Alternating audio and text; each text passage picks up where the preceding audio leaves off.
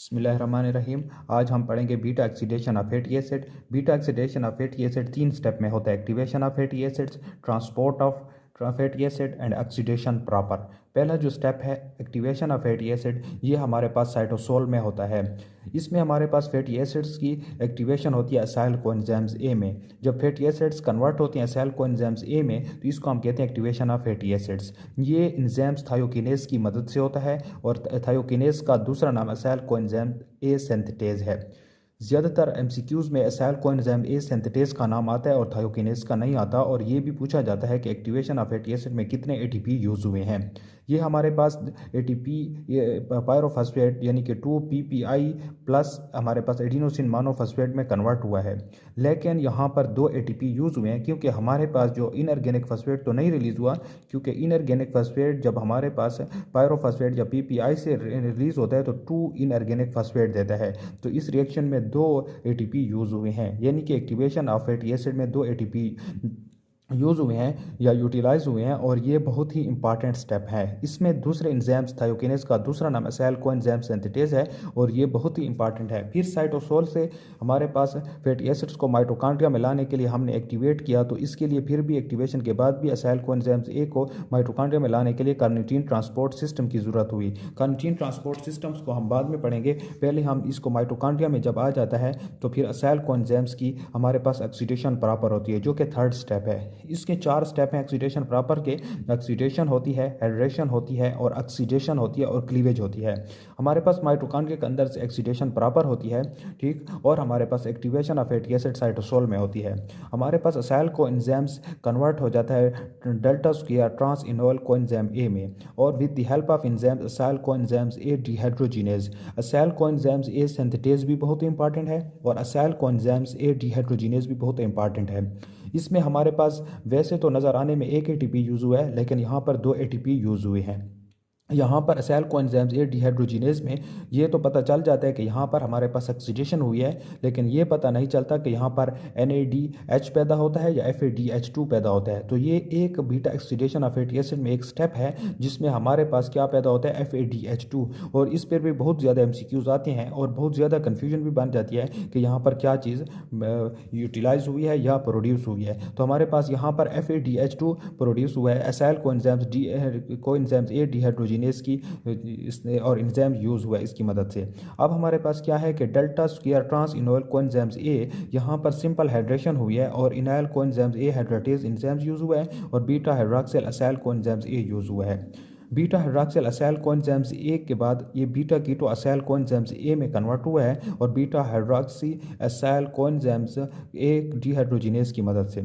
Beta hydroxy acyl coenzymes A dehydrogenase ने NADH पैदा किया है और फिर हमारे पास बीटा कीटो असाइल कोएंजाइम्स ए से हमारे पास साइल कोएंजाइम्स और एसिटाइल कोएंजाइम्स ए पैदा हुआ है। हमारे पास ये एंजाइम्स थायोलेज है, ये भी बहुत इंपॉर्टेंट एंजाइम्स है। हमारे पास बीटा ऑक्सीडेशन में जो सबसे इंपॉर्टेंट स्टेप्स है, नंबर 1 स्टेप बहुत इंपॉर्टेंट है जिसमें हमने एक्टिवेशन ऑफ फैटी एसिड किया। फिर हमारे पास ऑक्सीडेशन प्रॉपर का पहला स्टेप जो है ये बहुत ही इंपॉर्टेंट स्टेप है। फिर हमारे पास यहाँ पर जो थर्ड स्टेप है ये बहुत इंपॉर्टेंट है, या जहाँ पर हमारे पास ऑक्सीडेशन हुई है और beta hydroxy acyl coenzymes dehydrogenase इस्तेमाल हुआ है। अब हमारे पास यहाँ पर 2 एटीपी यूटिलाइज हुए हैं। हमारे पास एक FADH2 पैदा हुआ है और एक NADH पैदा हुआ है। ये हमारे पास beta oxidation of fatty acid हुई है। और यहाँ पर हमारे पास एक असाइल कोएंजाइम्स और एक एसिटाइल कोएंजाइम यानी 2 एसिटाइल कोएंजाइम्स ए पैदा हुए हैं। अब हम एक पल्मेटिक एसिड लेंगे नेक्स्ट लेक्चर में और देखेंगे कि पल्मेटिक एसिड से कितने एसिटाइल को पैदा होते हैं और हमारे पास कितने NADH और कितने FADH2 पैदा होते हैं। Beta oxidation of fatty acid जब हम करते हैं तो इससे कितनी एनर्जी पैदा होती है, तो हमने इसके लिए एनर्जेटिक्स ऑफ बीटा ऑक्सीडेशन मालूम करने के लिए हमने पल्मेटिक एसिड लिया है और पल्मेटिक एसिड में 16 कार्बन होती हैं। पल्मेटिक एसिड में 16 कार्बन है तो हम इसमें एसिटाइल कोएंजाइम्स ए कितने पैदा होंगे, इसमें NADH कितने पैदा होंगे और इतने इसमें FADH2 कितने पैदा होंगे।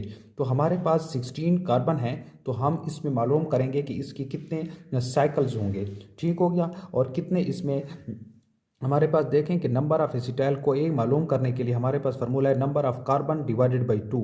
इसमें नंबर ऑफ कार्बन 16 है डिवाइडेड बाई 2, तो हमारे पास ये इज इक्वल टू 8 आता है, तो 8 एसिटाइल को ए पैदा होंगे। ठीक हो गया। लास्ट स्टेप में 2 एसिटाइल को ए पैदा हुए हैं, इसमें 7 साइकिल होंगे लेकिन 8 एसिटाइल को ए होंगे। इसी तरह number of NADH and FADH2 is equal to number of carbon divided by 2 - 1, यानी नंबर ऑफ कार्बन 16 है डिवाइडेड बाई 2 - 1, तो ये यहाँ पर हमारे पास 8 आता है और 8 - 1 इज इक्वल टू 7 NADH और 7 FADH2 पैदा होते हैं।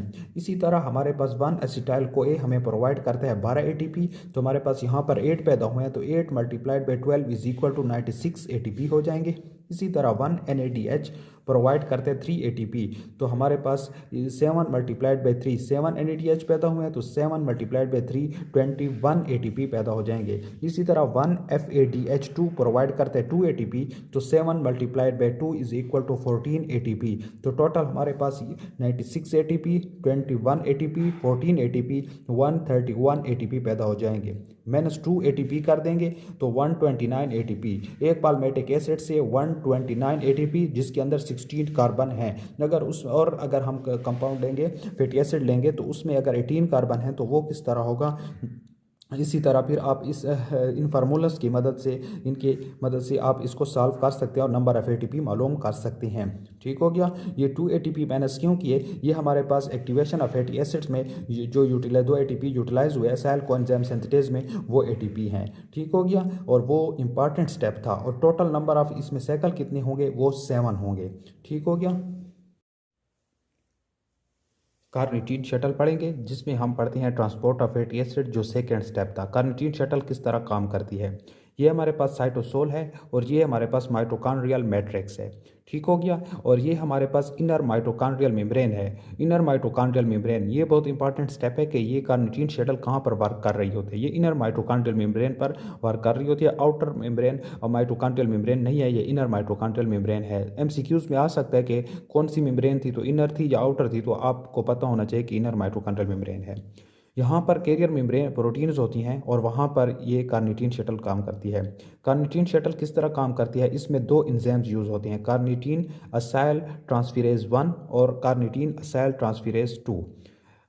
कार्निटीन असाइल ट्रांसफेरेज 1 जो है ये आउटर साइड पे होता है इनर माइटोकॉन्ड्रियल मेम्ब्रेन के, और हमारे पास कार्निटीन असाइल ट्रांसफेरेज 2 जो है ये इनर साइड पे होता है इनर माइटोकॉन्ड्रियल मेम्ब्रेन के। ठीक हो गया।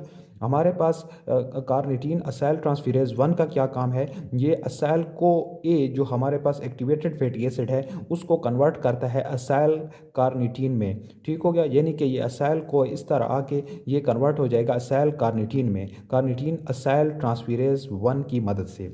ठीक हो गया। फिर क्या होता है कि ये कैरियर प्रोटीन से पास होकर यहाँ पर आ जाता है। यहाँ पर असाइल कार्निटीन को कार्निटीन असाइल ट्रांसफेरेज 2 जो है ये असाइल कार्निटीन को असाइल को ए में कन्वर्ट कर देगा।